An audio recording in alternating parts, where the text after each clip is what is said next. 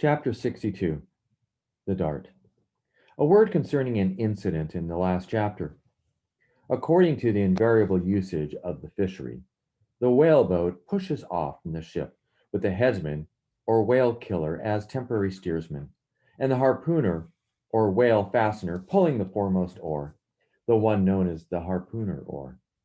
Now it needs a strong, nervous arm to strike the first iron into the fish, for often, in what is called a long dart, the heavy implement has to be flung to the distance of 20 or 30 feet. But however prolonged and exhausting the chase, the harpooner is expected to pull his oar meanwhile to the uttermost. Indeed, he is expected to set an example of superhuman activity to the rest, not only by incredible rowing, but by repeated loud and intrepid exclamations. And what is to keep shouting at the top of one's compass, while all the other muscles are strained and half started? What that is, none know but those who have tried it. For one, I cannot bawl very heartily and work very recklessly at one and the same time.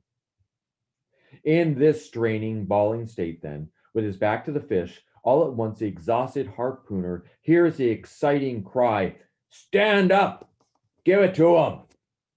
He now has to drop and secure his oar, turn round on his center half, seize his harpoon from the crotch, and with what little strength may remain, he essays to pitch it somehow into the whale. No wonder, taking the whole fleet of whalemen in a body, that out of 50 fair chances for a dart, not 5 are successful. No wonder that so many hapless harpooners are madly cursed and disrated.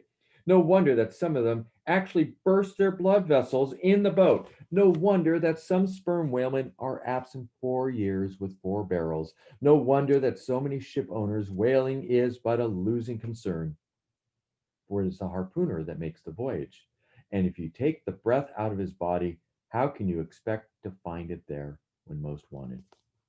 Again, if the dart be successful, then at the second critical instant, that is when the whale starts to run, the boat, header, and the harpooner likewise start to running fore and aft, to the imminent jeopardy of themselves and everyone else.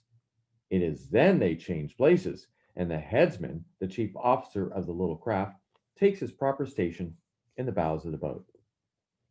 Now I care not who maintains the contrary, but all this is both foolish and unnecessary. The headsman should stay in the bows from first to last.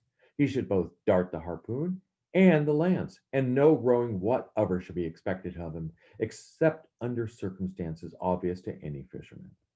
I know that this would sometimes involve a slight loss of speed in the chase, but long experience in various whalemen of more than one nation has convinced me that in the vast majority of failures in the fishery, it has not by any means been so much the speed of the whale as the before described exhaustion of the harpooner that has caused them. To ensure the greatest efficiency in the dart, the harpooners of this world must start to their feet from out of idleness and not from out of toil.